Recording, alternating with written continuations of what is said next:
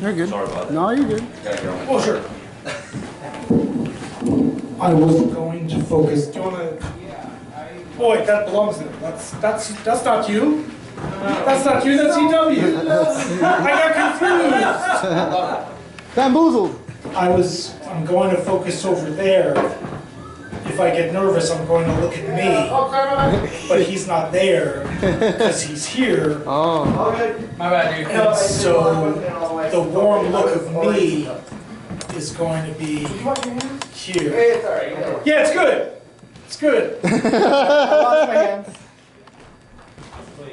In hindsight, the whole event could have resolved with a search engine, but even if they existed, I probably wouldn't have had the skills to have mastered them. If there was an encyclopedia lying around, I wouldn't have known how to use it to prove my point. So how would Google have gotten me through? It was just me against my grandmother, and I didn't have the tools yet for that kind of bullshit. When I arrived down in North Carolina to visit my mother's parents, I was proud of having taken the plane by myself. I was a big boy. The flight attendants had told me so. I was calm and cool without my parents as we drove to Chapel Hill, where my grandparents bunked. I peered out the window. Those trees are awesome. They're also so straight. All trees are straight, my grandma observed. I thought, recalling Central Park and the gnarled monsters branching in all directions, reaching upwards. Yeah, but also crawling through roots everywhere with branches tortuously twisting around anything they could imagine. Not in New York. Grandma looked at me. Trees reach towards the sun. The sun is up. Trees are straight. I don't know about that, Grandma. I've seen straight trees before sometimes, but not always. There are lots of bent trees back at home. She would not give this up. How could the old woman be so intransigent? We argued the whole way to Chapel Hill. I don't think we ever resolved the issue. I've kept my eye out for crooked trees ever since, though Grandma's been in the grave for 30 years. Only now in research did I put the question to Google, but I won't dignify this poem with the answer. That was called The Identity of Trees. And this is called One More Try. I appreciate the attempts at that appreciation. I could feel it. I could feel it. Appreciate it. I could feel the way that one was going. We appreciate you. Oh, that's sweet. That's sweet. Still, I could feel that one. I get it. Once, when writing something appreciated about bricks and blood, I wondered about repeat action, but who wants to get stuck in a rut? What if, though, what about a piece about blood and bricks? Is that something new enough? Let's see. Blood and brick and sweat and bone, they can build what is necessary for a new life. Blood and brick and will and tools will cause the changes we desire if we band together.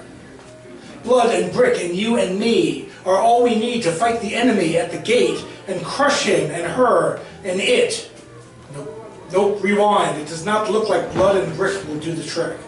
Let's have this back in a rut where it came from. Yep, that was one more try. Woo. Yeah, yeah. Okay, this is a short poem about pumpernickel. Yeah. I've been trying to cut bread out of my diet. With pumpernickel, it's easy since pumpernickel is crap. That was a short poem about pumpernickel. Yeah! This is a short poem about Longwood Avenue. For a week now, I have been living away from home, watching cats a burrow below from where I belong. Things are strange in this temporary place. The cats are not used to me. The dimensions here are wrong. Soon I will return to my place of comfort and see the street that has been mine for these many years. These creatures, I think, will not much miss me. That was a short poem about Longwood Avenue. We're moving on. This is a short poem about small town criminals. The population of prison in town has grown substantially now that the age requirement has been lowered dramatically. Since you need only be 12 to get thrown for a crime, the cops have been busy catching punks on a dime.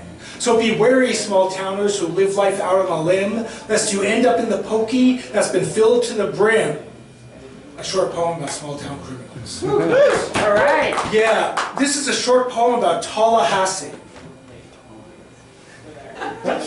Haven't heard much about you since your Floridian breakdown.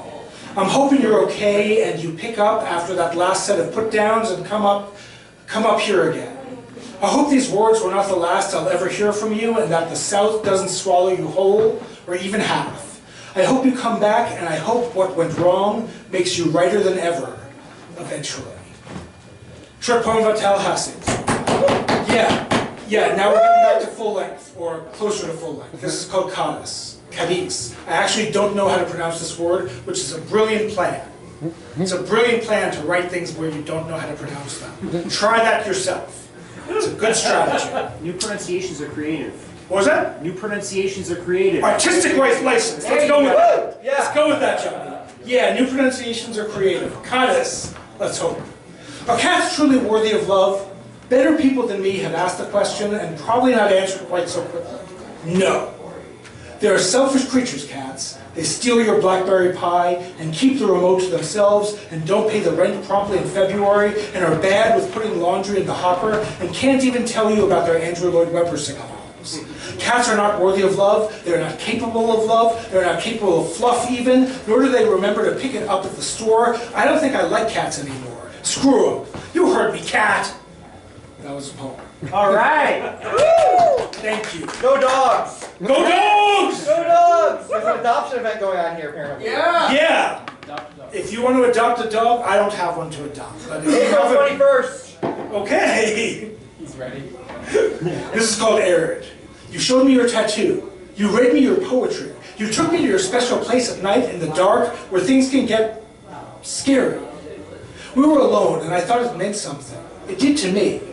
But I suppose those sorts of things meant less to you. I suppose I meant less to you.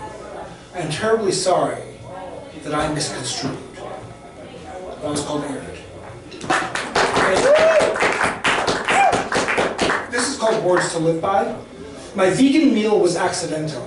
My veg meal was totally nice. My vegan meal was monumental. My vegan meal was rice. It's not like I eat vegan often. I frequently dine on meat. I have said on many an occasion, if my plate didn't scream, it's not sweet. But I opted to try something different, and I might try again tomorrow. Though it seemed inconceivable, I find it believable I could eat meals without causing sorrow. Is this a life change? Not on your life. But I may try again, eat without strife. For as nobody said, not one husband nor wife lived by the spoon, not by the knife. That was Words to Live By. Thank you. This is called Classic Era. We were playing catch in the hallways as you do when you're in 5th grade and laughing and joking, as you do when you're boys, and I threw a little high as you do when you're uncoordinated, and I hit the light fixture on the ceiling and time slowed immeasurably. There's slow motion and then there's indolent. And time went torpid as I watched the beauty and the horror of the glass shattering, then raining down onto the floor, only to crackle further into tinier pieces below. No one was close enough to the glass to be hurt, but it was an explosive event nonetheless. I'll pay for it, I said, but was glad that no one heard. Who knows how much the city school system pays for their lights? Thousands? Mrs. Rosenfeld came out of her classroom to see what was going on, and soon enough we all knew who was at fault. I didn't hide it. I couldn't. I didn't have to pay in money, but the guilt was powerful for the rest of the day, and I didn't play in the halls for at least a week after that. Time sped up, and I didn't stay ashamed for what I had done for long. And that was called the Classic Era. Thank you. Thank you. We're moving on. There's only so much time I have to do this, and I've got like 45 more, so let's move. Let's move. You're excited about that? You want to get on stage. Come on. This is called Congratulations. Excuse me. Huh? I gotta go. We got more. Congratulations. We skipped out of my elementary school graduation celebrations because my best friend Josh was in the hospital. I say it was because he was having his chin fixed, but he thinks it was for something a little more life and death. Maybe he knows better. My parents took me to where Josh recuperated, and I saw him unconscious, knocked out on anesthesia, helpless, thinned out from surgery, obviously beaten down by the process, and I thought, what have they done to him? How could this cosmetic surgery possibly be worth all of this? My friend seemed so weak, and for what? Now to hear him tell it, there was some serious illness going on, but that's not what I remember, and I thought it was a darn shame that he would go so far just to have a nicer chin. Plastic surgery, I thought, is fucking dumb. And that is an opinion I hold to this day, despite how irrelevant it may be to the truth of my best friend's life. and that was called Congratulations. The next poem will be filled with metaphors and similes and rhymes and parallelograms and syllogisms, aphorisms, and things that make you go, Things that make you go, The next poem will be perfectly exceptional, delectable, intersexual, and wholly irrational to the common eye. It'll be something else and something else again, and it'll only get there if you get past this one. But it's over now, so that was the next one. This is called counterindicative. Nobody is trying to make you fail despite how it feels, despite how it looks, despite all the counterindicative evidence, all the stares, glares, and careful whispers, all the papers pushed past your presence, all the times you've been pushed out of the way, all the times you've been pushed into traffic. No one is seeking your degradation. Nobody is working to cause you harm. The conspiracy to bring about your downfall has been downgraded. The committee disbanded decades ago. Nobody is doing anything about you anymore. Nobody is looking at you anymore. Nobody is in the business of you anymore. Nobody cares about you anymore. Nobody cares anymore. Nobody cares despite anything counterindicative.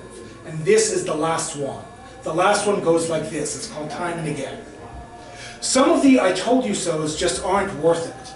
Look at the Native Americans. Hell, look at the indigenous people across the world who have been colonized the fuck out of their homes for hundreds of years. Look at animals that are just beginning to have people see the horror of eating their brethren. Look at a planet that's patiently waiting us out, that has the upper hand, will certainly outlive us, will absolutely have the final I told you so on us all. And look at Mr. Denton, who cannot wait until Larry trips down those stairs for going too fast. Denton's been watching Larry for 40 years now, since Larry was 5. It's just sad at this point. Maybe Mr. D should butter up the steps.